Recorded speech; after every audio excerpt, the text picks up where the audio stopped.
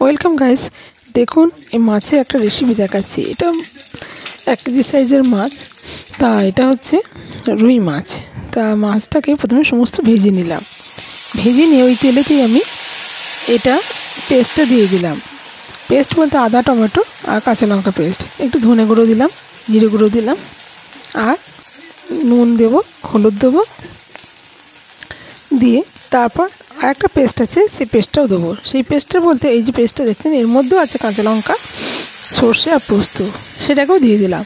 দিয়ে এরপর আমি এতে দেবো, আর এখনও কিছু বাকি আছে, এটা নাড়াচাড়া করে নিলাম। নিয়ে এর মধ্যে দেবো একটু টক দই। টক দইটা দেওয়ার পর আবার একটুখানি নাড়াচাড়া করবো। তার মধ্যে আমি একটু জল দেবো এতে। তা এটা ফুটতে যখন শুরু করবো তারপরে আমি মাছগুলো দেবো। তার মধ্যে ধনেপাতা আর কাঁচা লঙ্কাটাও দিয়ে দিলাম। আমি একবারই সব দিয়ে দিচ্ছি, দিয়ে করছি। তা দেওয়া হয়ে গেল, যে এটাকে ফুটতে দেবো।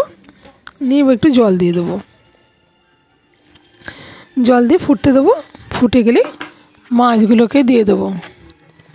মাছগুলো দিয়ে খানিকক্ষণ ফুটে গেলেই নামিয়ে ফেলবো।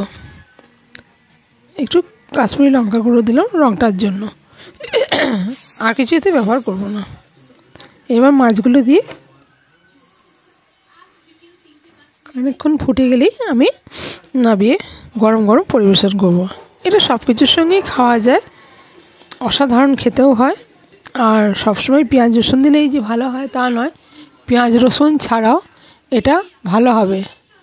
নিয়ে এবার দেখুন তৈরি হয়ে গেল। কেমন লাগলো রেসিপিটা? যদি ভালো লাগে তাহলে চ্যানেলটাকে সাবস্ক্রাইব করবেন।